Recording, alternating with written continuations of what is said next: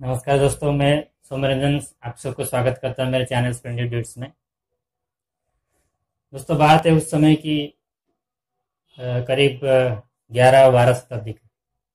मैं उस कालखंड की बात कर रहा हूं जब भक्ति आंदोलन के जरिए समाज में छुपे हुए कई कुरीति कुसंस्कार इस सब को दूर करने के लिए और भगवान के शरणापन्न होके लोगों के बीच सामाजिक समरसता लाने के लिए कई महापुरुष, कई महान आत्मा, अवतरित पुरुष इस धराधाम में अवतरित होके समाज कल्याण करने के लिए कोशिश कर रहे थे। तो आज मैं आपको वही उसी समय की एक महान आत्मा के जीवन की एक छोटी घटना के बारे में बताऊंगा मेरे इस मोटिवेशनल सीरीज सच्ची कहानी में।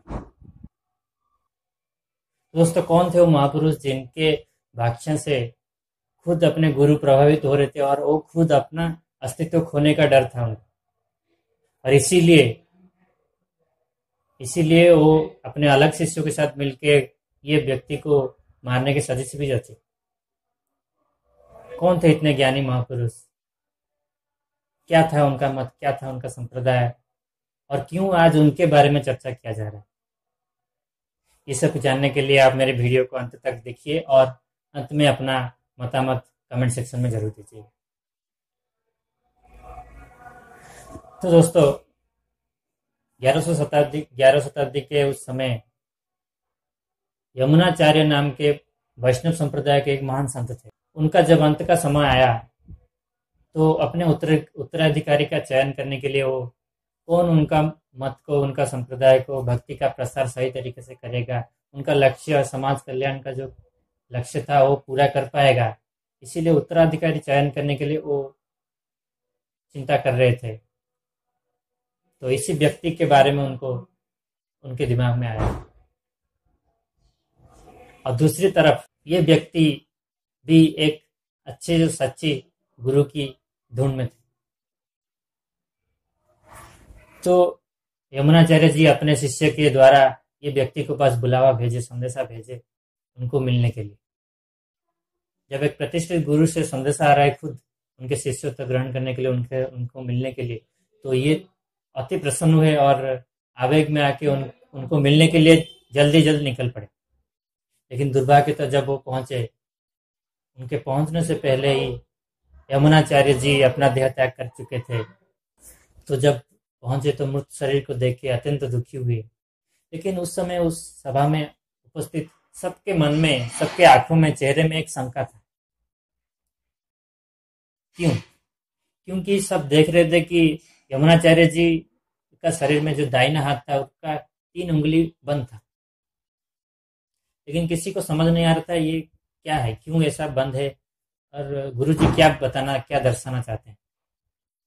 लेकिन ये व्यक्ति जब पहुंचे, इनको उस सब चीज का ज्ञान आ गया और ये चिल्ला के बोलने लगे, वैष्णव संप्रदाय की प्रसार करके जीवों को श्री लक्ष्मी नारायण के शरणापन्न करूंगा और सब जीवों को कल्याण करूंगा, संसार का उद्धार करूंगा।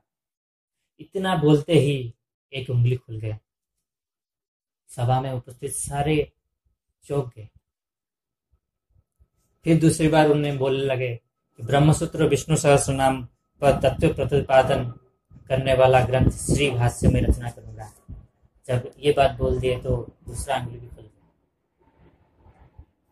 और तीसरी बात बोले, दक्षिण भाषा में लिखे गए महान पुराण ग्रंथों को मैं संस्कृत में वर्णन करूंगा और विष्णु पुराण को, विष्णु भक्त को समझाऊंगा, उनको पढ़ाऊंगा। और इतनी बात बोलने के बाद उनका तीसरा उंगली भी खुल गया और सभा पूरी सारे वो गृह जय जयकार से भर गया, गूंज उठा। रामानुजा की जय जयकार, यमुनाचार्य की जय जयकार। तो ये व्यक्ति थे श्री रामानुज, जो आगे जाके प्रसिद्ध हुए श्री रामानुजाचार्य के नाम से। तो ये केवल संभव हुआ गुरु भक्ति से। जो अनन्य संबंध और अनन्य भक्ति था, गुरु के प्रति समर्पण था उनका मन से, तो इसी के कारण वो उनके बारे में, उनका मन की स्थिति के बारे में जान पाए और उसको सबके सामने प्रकाश करता है। इसीलिए वो आगे उनका ही उत्तराधिकारी बने। तो ये थी उनकी गुरु भक्ति कहानी, और उनके आगे के जीवन में समाज कल्याण और लोक कल्याण के लिए कैसा विचार था, ये मैं आगे की और एक उनके घटना के बारे में बताऊंगा, जिससे आपको पता चलेगा। तो वीडियो प्रारंभ करने से पहले मैं बताया था कि उनके गुरु ही उनको मारने की कोशिश कर रहे थे। तो वो गुरु थे यादवाचार्य। रामानुज पहले उनका गुरु थे यादवाचार्य, जो कि अद्वैतवाद का प्रचार कर रहे थे, और रामानुज का विचार था वैष्णववाद। इसीलिए उनका जो श्लोक का व्याख्या था वो यादवाचार्य से संपूर्ण भिन्न था और बहुत सरल और सरस था, जो कि लोगों के बीच में बहुत ही जल्दी ग्रहण हो पा रहा था। इसीलिए यादवाचार्य डर के अपने शिष्यों के साथ मिलके इनको गंगों में डुबो के मारने का कोशिश कर रहे थे, लेकिन बाद में नाकाम रहे, और खुद ही जब इनका प्रकाश हुआ तो वो उनके शरणापन्न हो गए। दोस्तों, ऐसे थी श्री रामानुजाचार्य की जीवन। आगे मैं और एक घटना उनके मैं बताऊंगा मेरे अगले वीडियो में। तो आज उनकी चर्चा क्यों हो रही है? क्योंकि भारत में बैठी हुई दूसरी उच्चतम प्रतिमा 216 फीट का श्री रामानुजाचार्य का ही बना है, और उसका उद्घाटन हो चुका है हैदराबाद में। और आज ही के दिन उन वही गर्भगृह में और एक सोने का मूर्ति भी स्थापना होगा, और ये ऊंची प्रतिमा सारा विश्व को संदेश देगा सामाजिक समरसता। इसीलिए आज ये महान पुरुष सबके चर्चा में है। तो आप उनके बारे में और जानिए और पढ़िए, उनके जीवन से और प्रेरणा लीजिए। इतना मैं चाहता हूँ। मेरे वीडियो को अच्छा लगा हो तो लाइक शेयर कीजिए और चैनल को सब्सक्राइब कीजिए। जय हिंद, वंदे मातरम।